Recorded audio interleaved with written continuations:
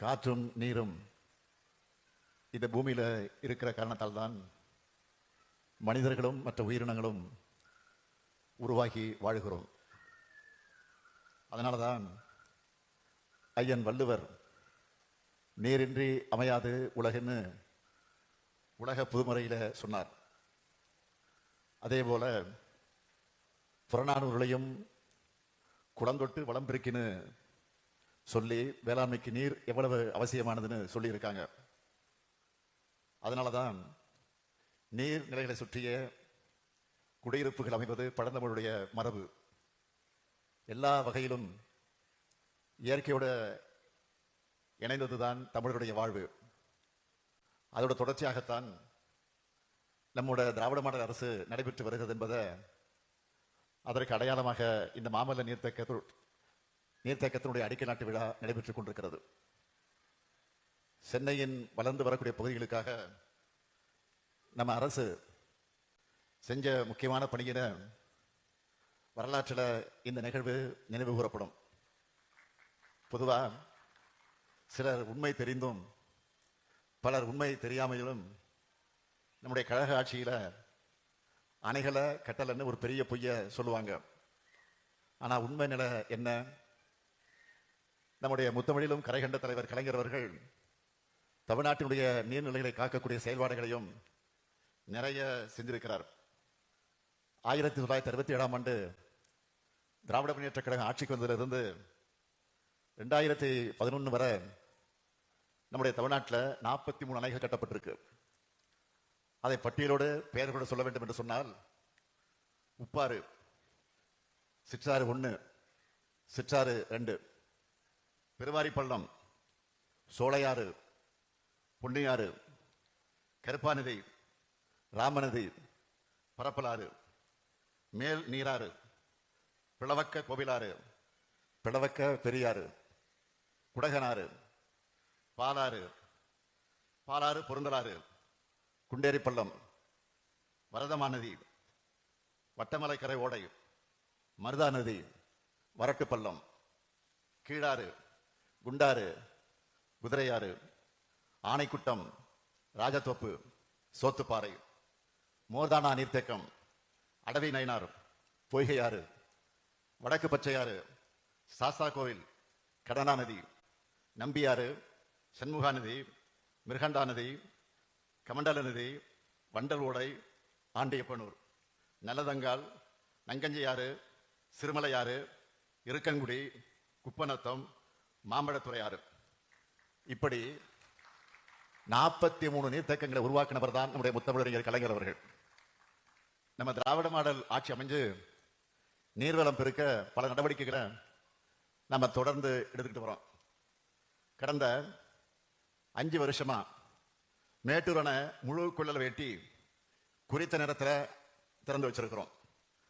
2021-25 ஆகிய 5 ஆண்டுகளில் காவேரி டெல்டா பகுதிகளில் தூர்வாரக்கூடிய பணிகள் 459 கோடி ரூபாய் மதிப்பீட்டில் நடைபெற்றிருக்கு. 24,833 கிலோமீட்டர் நிலத்துக்கு சிறந்த முறையில் இவை செயல்படுத்தப்பட்டிருக்கு. இதனால கடமையிட வர விவசாயிகள் பயனடைஞ்சாங்க. மாநிலம் முழுக்க புதுசா 121 தடுப்பணைகள் அமைக்கக்கூடிய பணிகள் மேற்கொள்ளப்பட்டிருக்கு. 63 அணைக்கட்டுகள் அமைக்கக்கூடிய பணிகள் மேற்கொள்ளப்பட்டிருக்கு. இதுல மிக மிக முக்கியமானது தாமிரபரணி, கருமேனியாறு, நம்பியாறு இணைப்பு கால்வாய் திட்டம். கடந்த ஆண்டு பிப்ரவரி மாதம் 7ஆம் தேதி துவங்கப்பட்டு மக்களுடைய பயன்பாட்டுக்கு கொண்டு வரப்பட்டுச்சு. 5 ஆண்டுகள்ல 9 டிஎம்சி நீர் வறட்சி பகுதியான திசையன் விலை மற்றும் சாத்தான்குளம் வரை கொண்டு செல்லப்பட்டிருக்கு. ஊரக வளர்ச்சித்துறை மூலமாக தமிழ்நாட்டில் எல்லா மாவட்டங்களிலையும் 47,920 ஏரிகள் மற்றும் 1,33,967 கிலோமீட்டர் கால்வாய்களை தூர்வாரக்கூடிய பணிகள் மேற்கொள்ளப்பட்டிருக்கு. இந்த வரிசையில தான் சென்னை மாநகரத்தினுடைய பெருகி வரக்கூடிய குடிநீர் தேவையை கருத்திலே கொண்டு மற்றொரு புதிய நீர்த்தேக்கமாக நம்ம திராவிட மாடல் ஆட்சி இதை அமைச்சிருக்கு.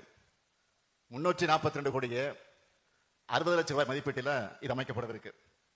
செங்கல்பட்டு மாவட்டம், திருப்போரூர் மற்றும் திருக்கழுகுன்றம் வட்டங்களில் கிழக்கு கடற்கரை சாலைக்கும் பழைய மாமல்லபுரம் சாலை எனும் ராஜீவ்காந்தி சாலைக்கு இடையில இருக்கக்கூடிய கோவலம் உபவடி நிலத்துல இந்த புதிய நீர்த்தேக்கம் அமையவிருக்கு. இந்த திட்டத்தை எப்படி செயல்படுத்த போறோம்னு ஏற்கனவே நீங்க வீடியோல பார்த்திருந்தாலும் மீண்டும் இந்த நிகழ்ச்சியில சொல்ல விரும்புறேன். மானாமதி குழும 49 ஏரிகள் 69 ஏரிகள்ல இருந்து வரக்கூடிய உபரி நீர் கடல்ல கலக்காம இந்த நீர்த்தேக்கம் அமைக்கப்படுவதற்கு திருவிடந்தை முதல் கோகிலமேடு வர 5121 ஏக்கர் பரப்பளவில் இது அமைய போகுது. மொத்தம் 1.65 1.65 டிஎம்சி கொள்ளளவில் 34 கிலோமீட்டர் நீளம் உள்ள கரை மற்றும் நீர் ஒழுங்கியத்துடன் கூடிய புதிய நீர்த்தேக்கம் அமைக்கப்படவிருக்கு.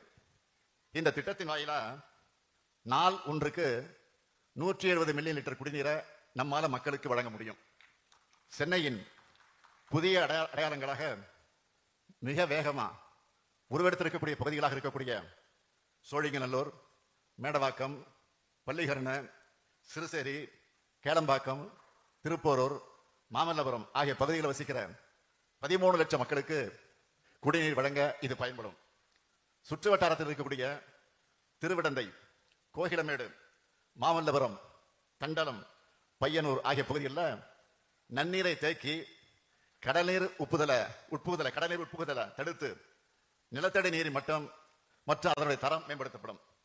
இந்த பகுதியில் உள்ள பக்கிங்ஹாம் கால்வாய் 15 கிலோமீட்டர் நீளம் 311 ஏக்கர் பரப்பளவில் சீரமைப்பதால உவர்நீர் மீன் வளத்தை நம்பி இருக்கக்கூடிய மீனவர்களின் வாழ்வாதாரம் மேம்படும். மேலும் அந்த பகுதியில் வசிக்கக்கூடிய மீனவர்களுக்கு மீன்பிடி உரிமம் வழங்கப்படும். தொண்டை மண்டலத்தில் காஞ்சிபுரத்தை தலைநகரமாக கொண்டு கிபி 3ஆம் நூற்றாண்டு முதல் 9ஆம் நூற்றாண்டு வரை பல்லவர்கள் சிறப்பாக ஆட்சி செஞ்சாங்க. மகேந்திரவாடி, உத்தரமேரூர், தென்னேரி, தூசி மாமண்டூர் போன்ற 39 ஏரிகளை பல்லவர்கள் உருவாக்கி இருக்காங்க.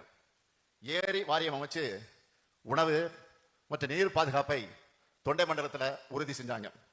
பல்லவர்கள்ல மாமல்லன் போற்றப்படக்கூடிய முதலாம் நரசிம்மவர்மன் அந்த பல்லவன் உருவாக்கின மாமல்லபுரம் பக்கத்துல இந்த நீர்த்தேக்கம் அமைகிற காரணத்தால மாமல்லன் என்று இந்த நீர்த்தேக்கத்துக்கு பெயர் சுட்டுவதால் பொருத்தமாக இருக்கும் என்று நான் கருதுகிறேன்.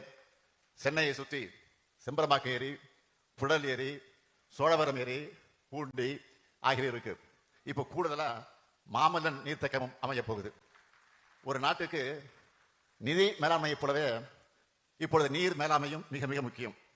அந்த நீர் மேலாண்மைக்கு மிக மிக அதிக முக்கியத்துவம் கொடுக்கணும்னு உணர்ந்து செயல்படக்கூடிய ஆட்சி தான் இந்த ஆட்சி. நீர்நிலைகளை மாசுபடாமல் காத்து வருகிறோம். நிலத்தடி நீரை பெருக்க எல்லா முயற்சிகளும் எடுக்கிறோம். கடல் நீரை குடிநீராக்கவும் முயற்சி செய்கிறோம். அரசு என்னதான் ஒரு பக்கம் நடவடிக்கை எடுத்தாலும் மக்களுக்கும் இதுல கடமை இருக்கு. அதனாலதான் சமூக பொறுப்புணர்வு நடவடிக்கைகளை ஊக்குவிக்க நோக்கில சிறப்பாக செயல்படக்கூடியவங்களுக்கு விருதுகளை தொடர்ந்து வழங்கி கொண்டிருக்கிறோம்.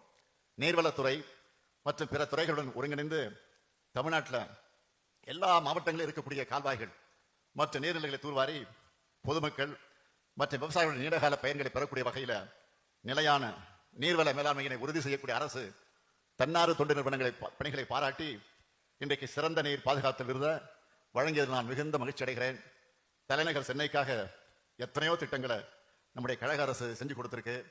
அண்ணா மேம்பாலம் தொடங்கி டைடல் பார்க் வர 100க்கு மேல என்னால் பட்டி போட்டு சொல்ல முடியும்.